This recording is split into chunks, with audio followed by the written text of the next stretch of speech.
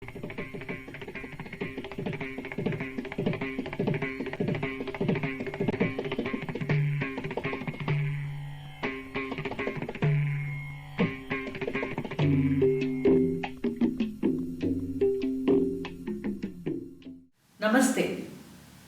One wonders what it is about the tale of Ramayana which fascinates writers to recount the well-known epic again and again.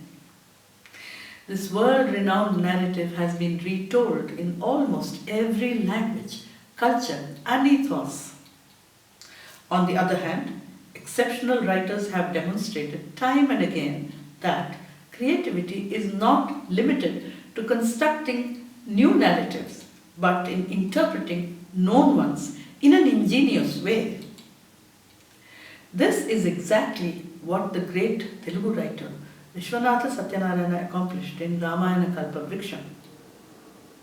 He was already a recognized writer when he penned Ramayana Kalpa Vrikshamu, a monumental work of 6 volumes.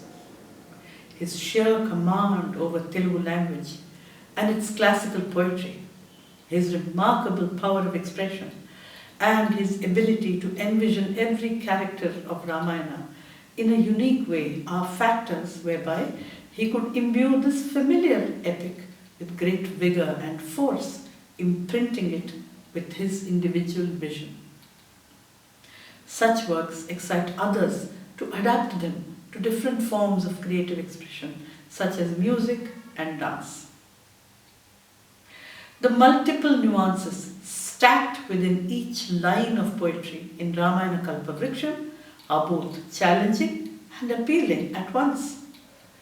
To set these verses to tune is a particularly demanding task, since the music composer who attempts to do so must necessarily be adept in classical Telugu language and the construct of its varied poetic meters called chandas. Moreover, the music composer must be one who savors good poetry in order to select appropriate ragas to suit the motifs and convey the emotions contained in the verses. It was fortuitous that just such a music composer, Srimati Vakkalanka Sarla Rao, was invited to create and present on stage key portions from Ramayana Kalpa Vrikshamu as a part of the celebrations held in New Delhi to felicitate poet Viswanatha Satyanarayana for receiving the prestigious Gyanpeeth Award for Literature and Poetry for his magnum opus Ramayana Kalpa Vrikshamu. For that stage presentation, composer Sarla Rao chose verses from Aranyakanda, the turning point in Ramayana when the abduction of Sita takes place. It was also fortuitous that her young teenage daughter, who was still a student of dance, played a small but important part in that stage production. In subsequent years, that teenager, that is myself, became a career dancer. Ramayana Kalpa Vrikshamu has continued to hold my fascination through the decades, bringing you my detailed analysis and Abhinaya demonstration of the anti-heroine Shurpanakha as described in the words of Kavi Samrat Viswanatha Satyanarayana and set to music by the multifaceted composer V. Sarla Rao.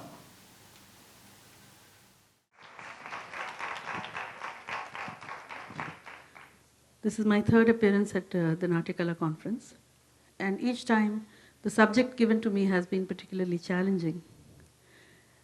Shurpanakha is perhaps a little more special for me because the manner in which I came to play this role is something that I will share with you as I proceed with the paper. Viswanatha Satyanarayana's great work, Ramayana Kalpa Vrikshamu, received the Gyanpeeth Award in the early 70s.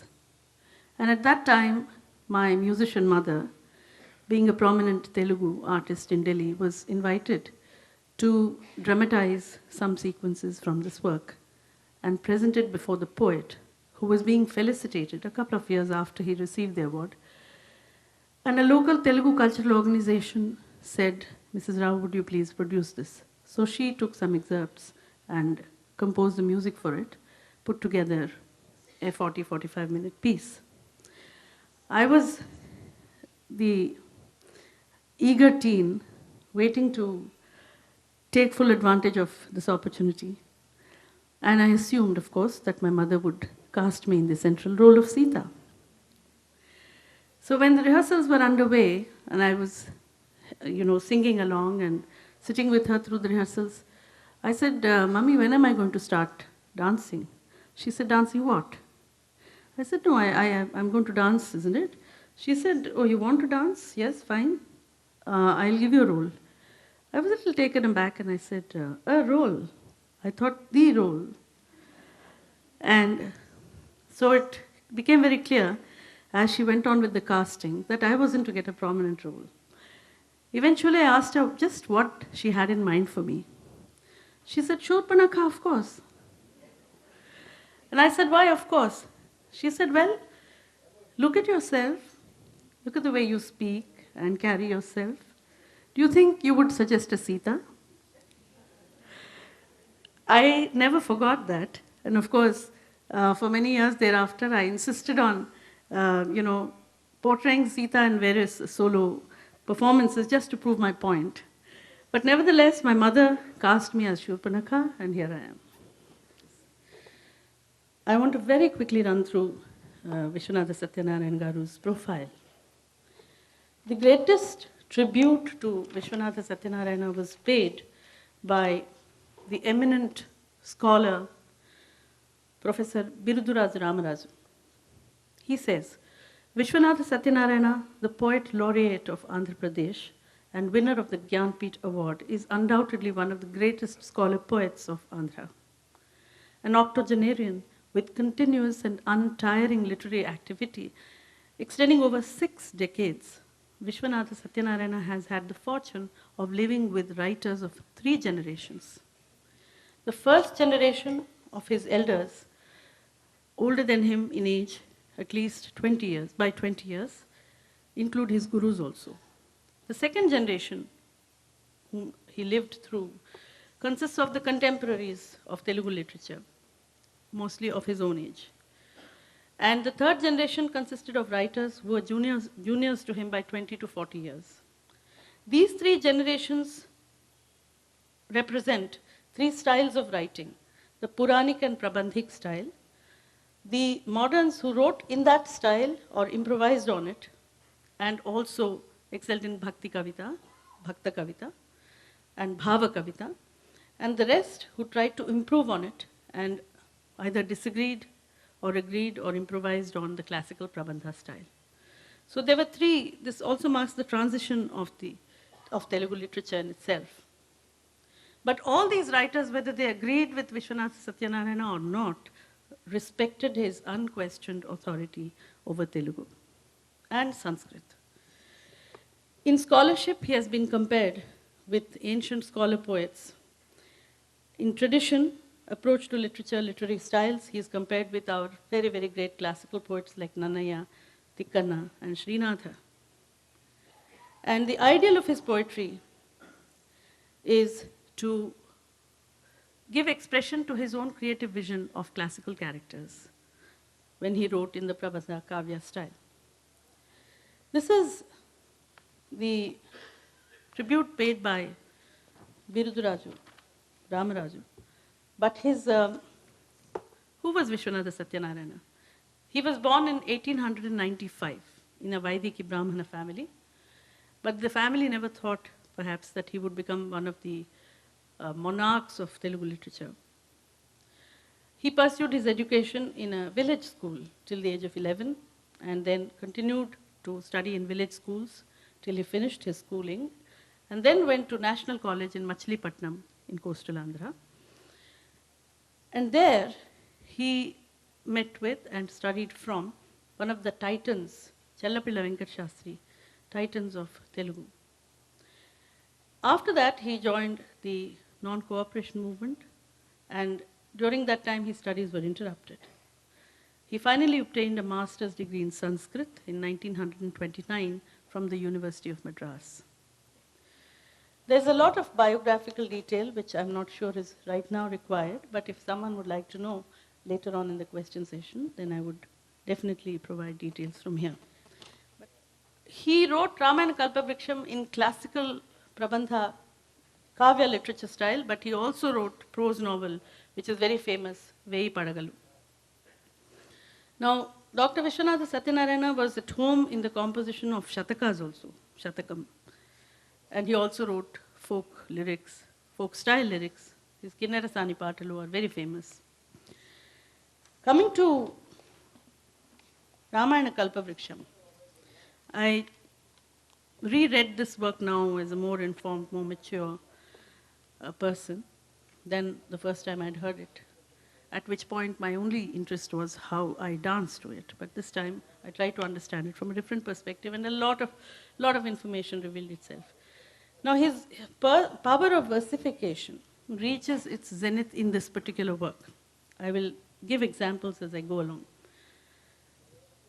He passed away at the age of 82, but as a very, very young teen, I had the opportunity to seek his blessings when I played Shurpanakha, and I think that is a very, very rare honor.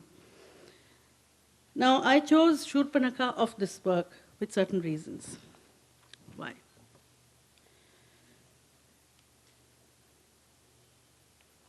I will have to analyze the work and explain why I chose Shurpanakha here.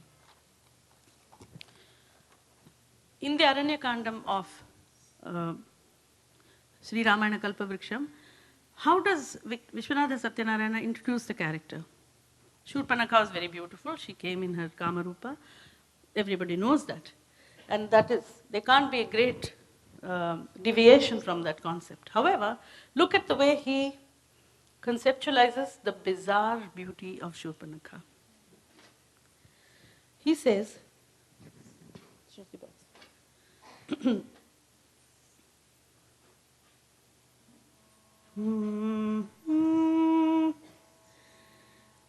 విరిసి మన్మధరాజు బిట్టావులించిన ఆకాశమది రూపమందెననగా విరియమ్ము వాని విల్పెళ్ళున విరిగిన పెనురావమది మూర్తిదనరననగా శివదృగగ్నిని పీత నవ మన్మథ శరీర శిఖ ఇట్టి ఆకృతి చెందెననగా మన్మథ దహన సంభవరతి బాష్ప సంతానమీ దేహంబు పూనెననగా అన్యును కూడియే ఇట్టులాయనొక్కోయనగ లోచన సహజ దర్శన సమగ్ర శక్తి ఉపసంహృదిచ్చితా చటున మగునునా ఒకానొక కామిని కానిపించే.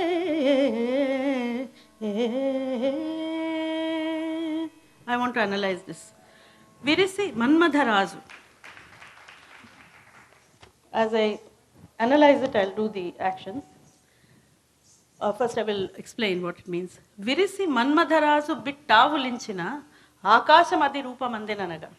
He says, supposing Manmadha had taken a yawn, and the yawn filled the sky, and had that sound been personified, that was Shurpanakha.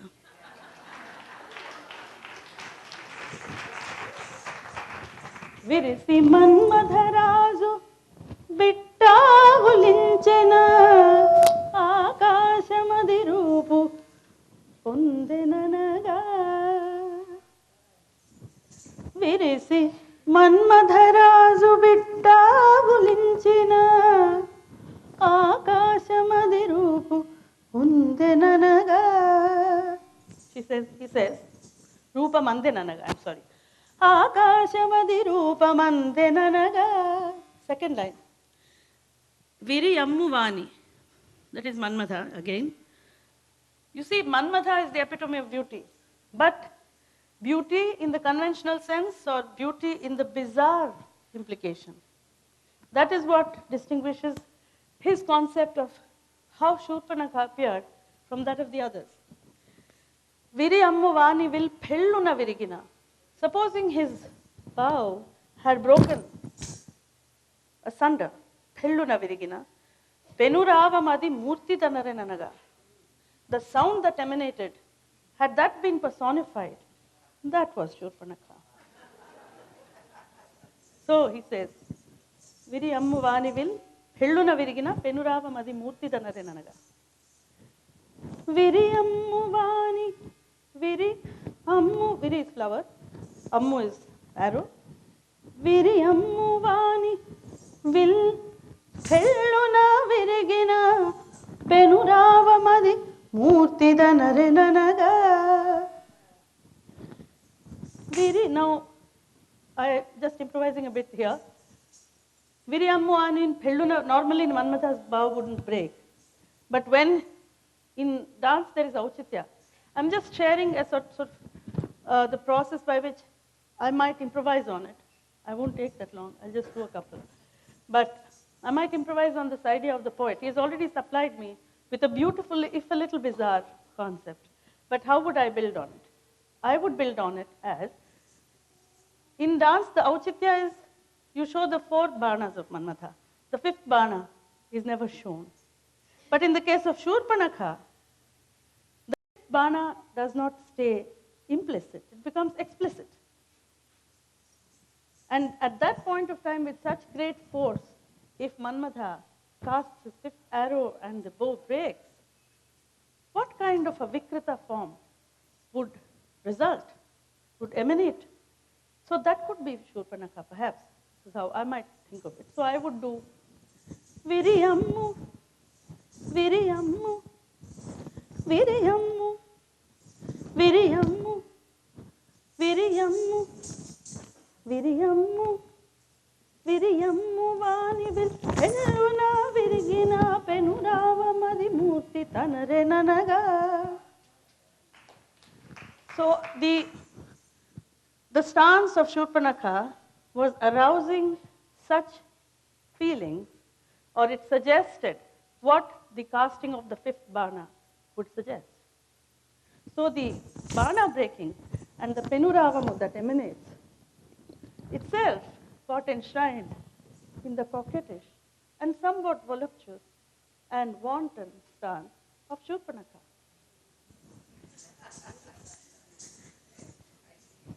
The 3rd line. I'd like some water here, please. With a little tumbler, possible. 3rd line is Shiva Drik Agni Nipita Nava Manmatha Sharira Shikha Itti Akriti Chendananaga. Shiva, I want to break this up.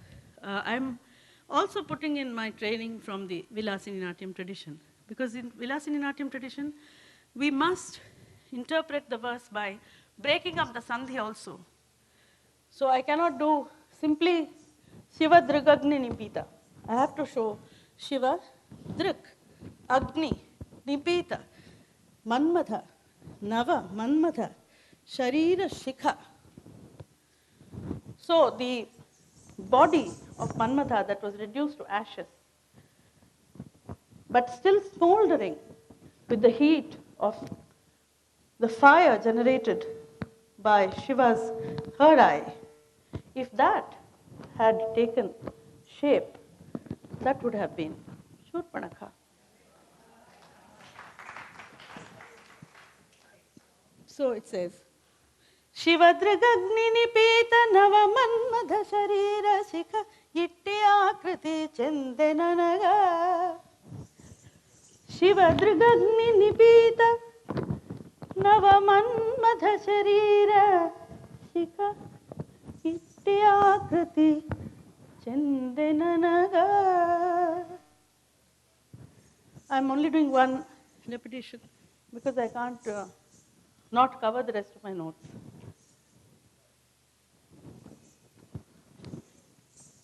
Then, 4th line, Manmadha Dahana. Now, there is also a progression of ideas. I will come to that again when I recap this. Manmadha Dahana Sambhavarati Bashpa Santanami Dehambu Pune Nanaga. So what happened? When the Dahana of Manmadha took place, Rati shed tears. And a collection of these tears the tears that had gathered around the body of Manmadha, that Rati Bashpa Santanamu, suppose it had assumed a form, that would be Shurpanakha. Now this is a little more subtle than the others, because he is showing a progression of ideas. First is Manmadharazu himself yawning, that is awakening of love. The second, after the 4 arrows are cast, Viri Ammu Vani Vil Pelluna Virigina. Supposing he had cast his arrows and struck anyone with such force that his bow broke with a thundering sound, then it would be Shurpanakha, he says. And indeed he did do that to Shiva. When he was about to cast the final arrow, then Shiva opened his third eye and reduced him to ashes. So there is also a progression in the story.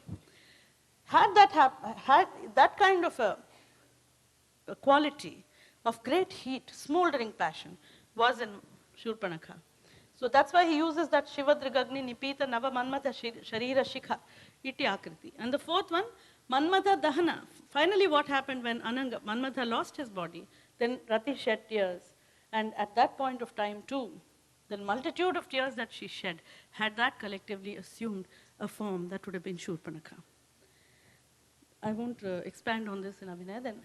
Then he says, Anniyunu Kudiye, a collection of all these qualities. Ittulayano. Is it that all these qualities together have an embodiment in Shurpanakha, have been embodied in her? Lochana Sahaja Darshana Samagra Shakti. That is how she appeared indeed. Wakanoka Kamini Kanipinche. Such a Kamini I saw, was seen, he says. Now, I'm going to, what happens here? Now, I wanted to actually, I don't know if Vanati is prepared to or not, but somebody to just repeat that one line, but I might do it myself. Now, what happens? I have not progressed with the story. Lakshmana, she appeared here near the Parnashala of Rama, Shurpanakha, with all these qualities, the smoldering quality, the wanton quality, the quality of being larger than life, beauty bizarre. With all this, she appeared near the Parnashala. What did Lakshmana do?